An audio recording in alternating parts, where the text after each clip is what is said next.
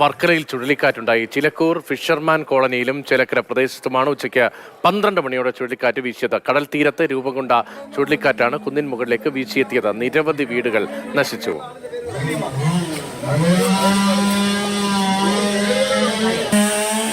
ഒരു ചുഴലിക്കാറ്റ് പെട്ടെന്ന് ഒരു തോന്നുന്ന ഒരു 5 മിനിറ്റ് ഒരു കറങ്ങിയിട്ട് ഒരൊറ്റ പിടുത്തം, ആ പിടുത്തത്തിലാണ് ഇതെല്ലാം സംഭവിച്ചിരിക്കുന്നത്. ഒരു 5 മിനിറ്റ് പരിപാടി എല്ലാം കൂടെ അങ്ങ് പൊളിഞ്ഞ് അങ്ങ് നേരെ പോയി. അത് ടോയ്ലറ്റ് പോയി, വീട്ടിൻ്റെ ഷീറ്റും മൊത്തം എല്ലാ കാര്യങ്ങളും അങ്ങ് നഷ്ടപ്പെട്ടു പോയി.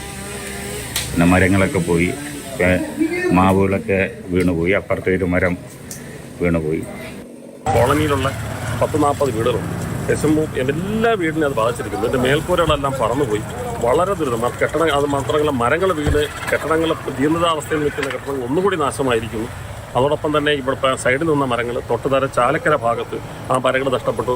റാത്തിക്കൽ വെട്ടൂർ ഭാഗങ്ങളിലുള്ള 2-3-4 വീടുകളുടെ മേൽക്കൂരകൾ മൊത്തത്തിൽ പോയി. ഇത് വളരെ വലിയ യുദ്ധകാലാടിസ്ഥാനത്തിലുള്ള സഹായം കൊടുത്താൽ മാത്രമേ ഇവരെ നമുക്കത് പിടിച്ചു നിർത്താൻ കഴിയുള്ളൂ.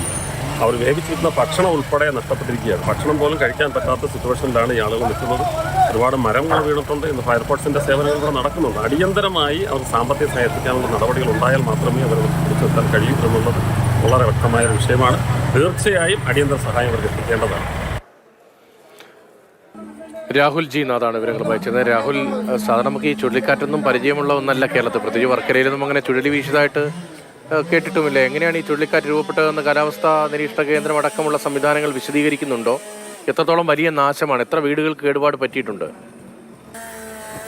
തീർച്ചയായും അവരുടെ വാക്കുകളിൽ നിന്ന്, ദൃശ്യങ്ങളിൽ നിന്ന് നമുക്ക് മനസ്സിലാകുന്ന വളരെ അപ്രതീക്ഷിതമായ ഒരു അപകടം അവർക്കുണ്ടാക്കിയ ഒരു ആഘാതം അത് തന്നെയാണ് ഏറ്റവും പ്രധാനം. ഇന്ന് ഉച്ചയ്ക്ക് രതീഷ് സൂചിപ്പിച്ചു വരുന്ന ഉച്ചയ്ക്ക് 12 മണിയോടുകൂടിയാണ് ചുഴലിക്കാറ്റുണ്ടായത്. ഏതാണ്ട് 70ഓളം വീടുകൾ, ഈ വീടുകളെല്ലാം മത്സ്യത്തൊഴിലാളികളുടെ കുടുംബങ്ങൾ താമസിക്കുന്ന വീടുകളാണ്. ആ പ്രദേശമാണിത്. അത്തരത്തിൽ 70 വീടുകളുടെ ഈ ഷീറ്റ് ഭാഗിയ വീടുകളിലെല്ലാം മേൽക്കൂര പൂർണ്ണമായും തകർന്നു. ഒപ്പം തന്നെ വീടുകളുടെ മതിലുകളിൽ വിള്ളലുകളുണ്ടായി. കതവിനും ജനാലകൾക്കുമെല്ലാം വലിയ നാശമുണ്ടായി. അത്തരത്തിൽ വലിയ ചുഴലിക്കാറ്റാണ് അവിടെ ഉണ്ടായത്. ആ പ്രദേശവുമായി ബന്ധപ്പെട്ട് പറയുകയാണെങ്കിൽ ആളപായമില്ല എന്നുള്ള ഒരു വാർത്തയാണ്, അല്ലെങ്കിൽ ഒരു ആശ്വാസമാണ് നമുക്ക് പങ്കുവയ്ക്കാനുള്ളത്. കാരണം ജോലിയുമായി ബന്ധപ്പെട്ട് എല്ലാവരും, ഈ വീട്ടിലുള്ള എല്ലാവരും, ഒരു ഭൂരിഭാഗം വീടുകളിലും ആളുകൾ പുറത്തായിരുന്നു ഉള്ളതാണ് വലിയ അപകടം, ജീവഹാനി ഒഴിവാക്കിയത്. എന്നിരുന്നാലും ഈ പറയുന്ന പോലെ ഇലക്ട്രിക് പോസ്റ്റുകൾ, നിരവധി ഇടങ്ങളിൽ ഇലക്ട്രിക് പോസ്റ്റുകൾ വീണ് വൈദ്യുതി ഇല്ലാത്ത ഒരു സ്ഥിതിയാണ് അവിടെയുള്ളത്.